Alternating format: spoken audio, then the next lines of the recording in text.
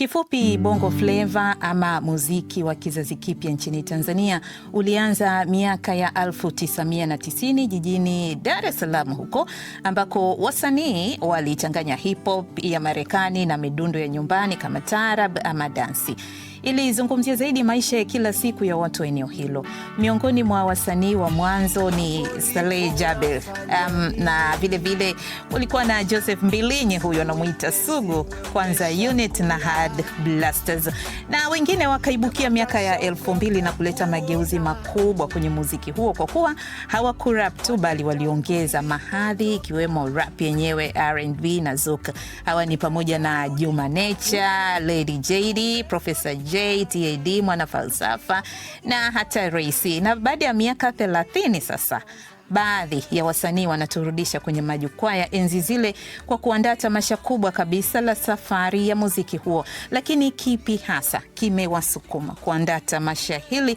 Kwenye mjadala wa leo ninatarajia kuungana na Hamad Saidi Juma, ndio jina lake, lakini la kisanii ni Madi, na tutaungana pia na wasanii wengine wa Bongo Flava ambao wako kwenye tour ya tamasha hili la miaka 30. Naambiwa bado tunamtafuta Madi na wasanii walioko huko Mwanza, Tanzania, lakini nianze na wewe Sylvia. Ninajua unafuatilia sana Bongo Flava. Si tunafuatilia, yani ni kwamba tunapozungumzia miaka 30 ya muziki wa Bongo Flava ni kwamba sisi wa kizazi hicho, muziki hii imetukuza. Ndio muziki ambao tumekuwa tukisikiliza kwa wakati huo, na mpaka sasa wakati kuna mabadiliko makubwa sana ya muziki huo na ukuaji, lakini sisi kwa upande kwa kipindi hicho ni kwamba ni muziki ambao umetukuza kwa kiasi kikubwa sana.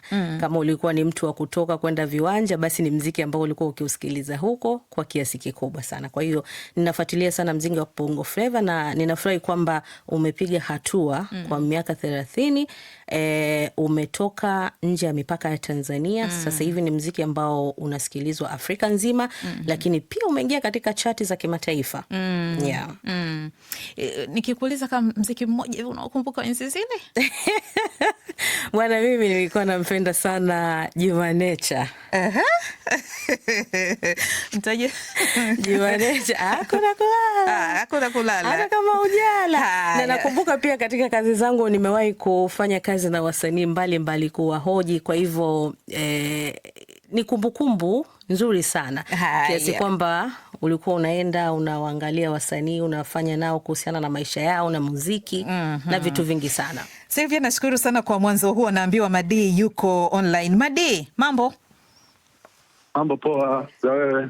Salama kabisa, karibu sana kwenye mjadala. Miaka 30 ya Bongo Flava, najua mko Mwanza huko, mko busy kwelikweli, basi tupate mawili matatu kutoka huko. Kuna mtu mwingine ambaye anatusikiliza sasa hivi Madi, labda kutoka Kenya, labda kutoka Uganda na maeneo mengine, anajiuliza, unasema Bongo Flava, kwa nini Bongo Flava? Hata kabla hatujafika kwenye mtamasha lenyewe, kwa nini Bongo Flava? Bongo Flava, tukiwa na maana ya flavor za bongo au ladha za bongo. So mziki wowote ambao unafanyika kwenye ardhi ya Tanzania, sisi tunauhesabu kama flavor za bongo. That's why tunaita Bongo Flava.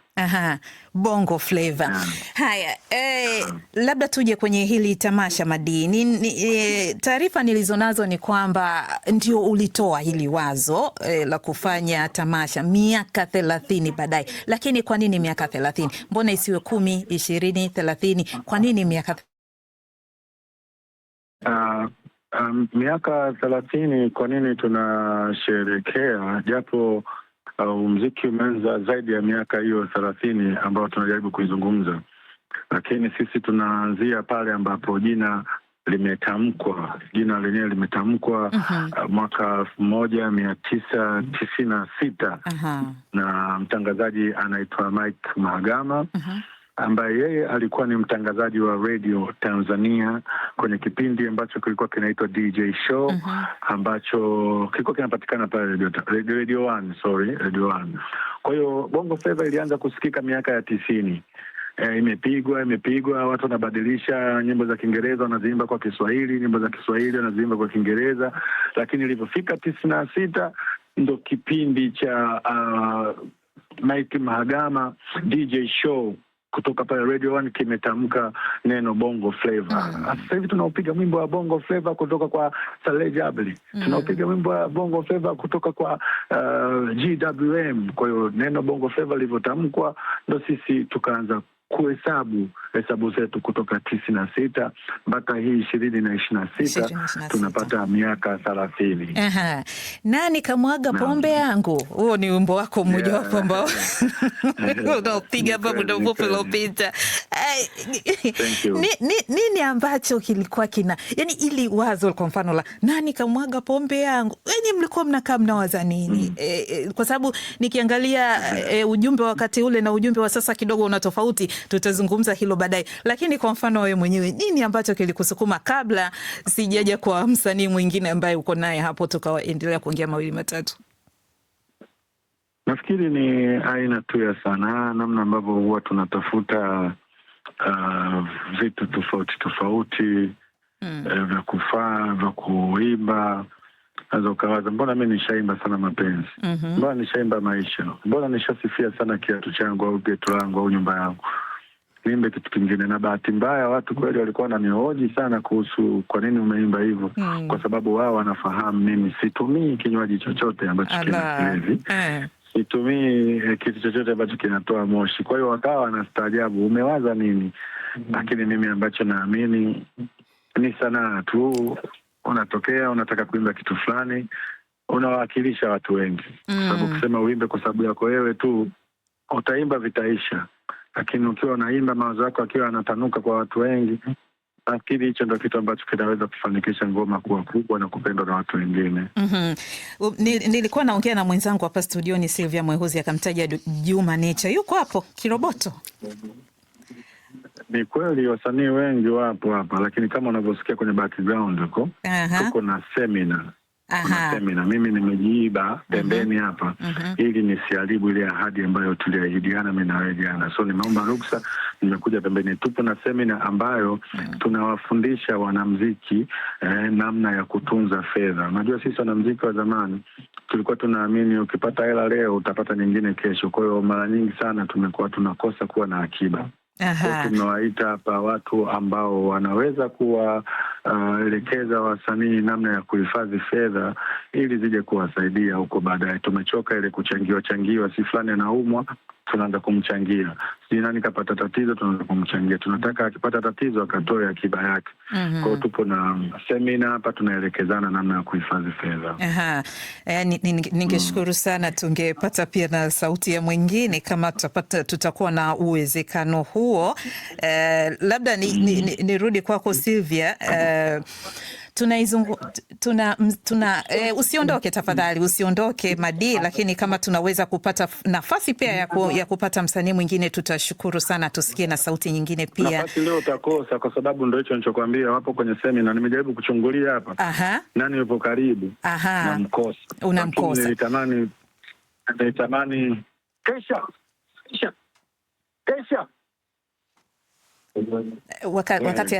Wakati Madi anamuita Keisha hapo Sylvia. Anaitwa Adija Shaban Keisha. Yuko hapo kama ufahamu na huyu unafahamu ni mheshimiwa mbunge huyo. Mheshimiwa mbunge tuko kwenye mjadala. Huyu hapa ongea naye. Okay. Bwana hii ni Radio. Salama kabisa Mheshimiwa mbunge, habari za huko na pole na shughuli? Salama na asante sana. Tunajadili miaka 30 hii ya Bongo Flava na najua na wewe ni miongoni mwa wale ambao wametembea kwa muda mrefu kwenye safari hii. Baada ya miaka 30 labda naweza kusikia kutoka kwako, unazungumziaje muziki huu? Umekuwa, umeendelea, umefika wapi? Muziki umekuwa kwa kiwango kikubwa sana. Kwa sababu sasa hivi muziki umekuwa una thamani kubwa sana na hata mapato yamekuwa ni makubwa kwa wasanii. Zamani kwa kufanya show unaweza unalipwa 500,000, 300,000 kwa show moja. Sasa hivi msanii wa chini kabisa anaweza kalipwa milioni 2 kwa chini kabisa. Kwa hiyo maana yake thamani imepanda, lakini watu umeona vijana ambao wametengeneza maisha kupitia Bongo Flava. Watu wengi wanaishi kupitia Bongo Flava, lakini Bongo Flava hiyo imezaa kazi nyingi sana. Kuna wachezaji, kuna content creators kupitia huu muziki wa Bongo Flava.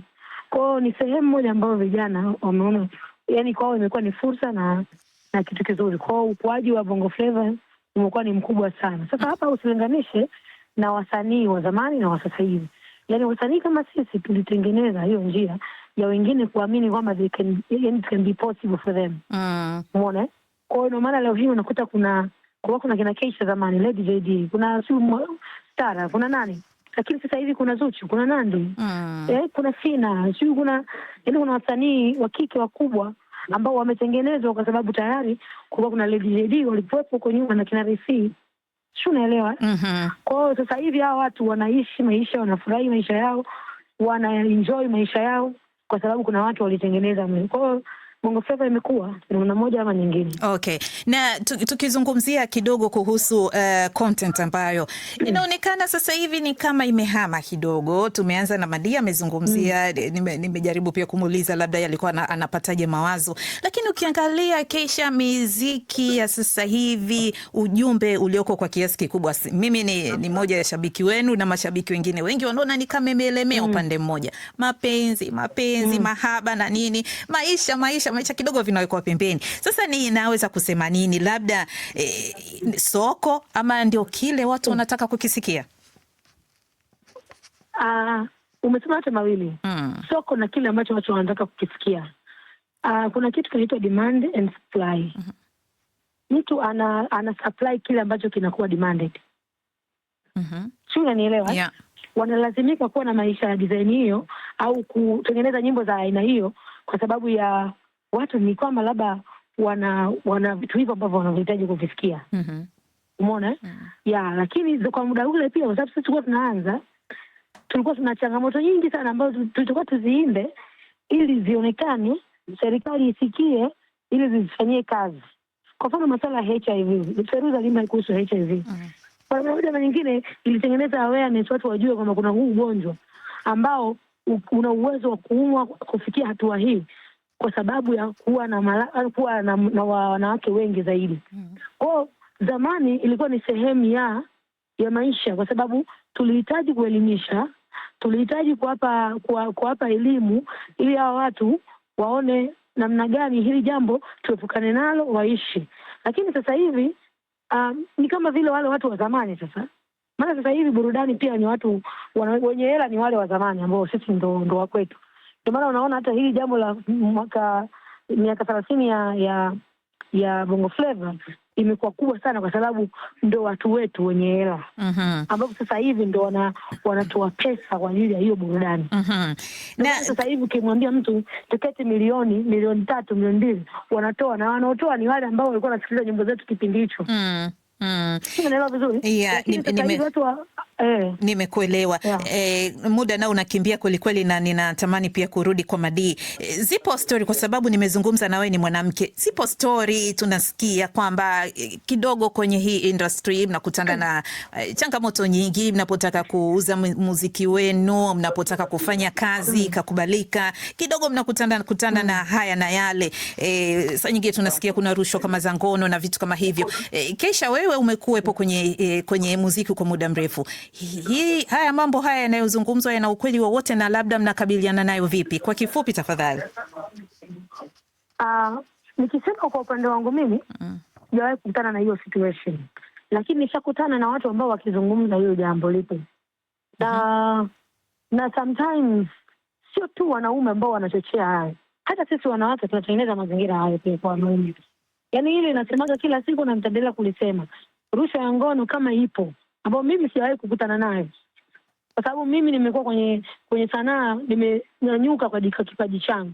Yaani kipindi kile wakati Keisha natoka, watu wananigombea, Muli ananigombea, Frank Mtao ananigombea, sijui Kibabu Tale ananigombea. Yaani ni kwamba hiyo ilikuwa ni lulu kwa muda huo. Sasa hivi wasanii ni wengi. Wasanii wa kike ni wengi. Kwa msanii mwenyewe anaona kwamba ni fursa, akiwa na producer akitembea naye atamrekodia. Akiwa na promoter akimpa mzigo atafanya kitu fulani. Kwa hiyo ina maana hawa watu pia wanashawishika kwa sababu ya maisha, wanaona let's do it. Kwa baadaye atageuza ile kama kuwa rushwa ngono, lakini inawezekana pia kuna mazingira ambayo yeye ametengeneza kwa sababu anaona kuna wengi, ili mimi nipite lazima niwe na kitu extra. Nimeelewa vizuri? Nimekuelewa na ninashukuru sana kwa mchango wako. Labda nirudi kwa Madi tafadhali. Okay, sawa. Madi? Dada. Madi, bado nina swali moja au mawili tafadhali, muda umeisha. Tumeona mabadiliko makubwa ambayo yanaendelea hapa kwenye mziki huu wa Bongo Flava. Tunaona kuna beats zinaingizwa sasa hivi ama piano au mahadhi kutoka kule Afrika Magharibi. Ni kama mimi kwa upande wangu naweza kusema kidogo inapunguza ule uhalisia wa ile Bongo Flava ambayo nimezoea ya enzi zile. Labda tusemeje, mahadhi yale tulioyazoea hayana mvuto tena ama ni kitu gani hasa? Nafikiri sasa hivi mziki umekuwa biashara kubwa sana, na ndio maana unaona watu bado wanaendelea kufanya hizo aina za miziki ulizozitaja na walaji wanazinunua. Sasa kama mtu unafanya biashara na watu wananunua, sidhani kama unaweza ukamwambia bwana hiyo mbaya usiifanye. Utakuwa unamuingilia kwenye biashara yake. Lakini kulinda utamaduni wetu, kulinda mila zetu, mziki wetu, ndo sisi tumerudi kwenye zile nafasi. Tunajaribu kukava zile gap za watu ambao walikuwa wanaukosa mziki wa Bongo Flava. Umetawala labda mapiano, umetawala labda rumba, si nini. So sisi tumerudi kwenye zile level za kuwakumbusha watu utamaduni wetu sisi, mziki wetu sisi ni huu hapa. Ndio maana tumebakia hapo, tunajaribu kushawishi watu wanunue tena bidhaa yetu, lakini hatuwezi kuwazuia watu wengine wasiuze bidhaa zao kwa sababu watu wanawapenda, ndio maana wanaendelea kufanya kila siku. Na kidogo sana kwenye swala la content na muziki ambayo mnafanya sasa hivi, kuna ile ambalo linashuhudiwa la wasanii wa Bongo Flava labda kupanda kwenye majukwaa ya siasa, na ile linazusha mijadala fulani kwenye jamii, hasa kutoka kwa mashabiki wenu. Hili wewe unalionaje na haliwaathiri kwa namna yoyote ile? Kwa kifupi. Mbaya zaidi siasa ni maisha ya kila siku. Kwa mwanamuziki na kuwa mwanasiasa wala sio tatizo. Mwanamuziki kupanda kwenye jukwaa la siasa sio tatizo, kwa sababu yeye ameenda pale kwenye jukwaa kuimba. Hajaenda pale kwenye jukwaa kumwambia wewe mpigie kula Salumu au wewe mchague fulani. Hapana. Hao wanaofanya hivyo ndo wanaokosea. Sisi tunaenda kuimba tu pale. Asante sana Madina, ninawatakia kila laheri. Muda wangu umeniishia. Silvia, nashukuru sana. Nashukuru mtazamaji, endelea kuwa nasi. Asante.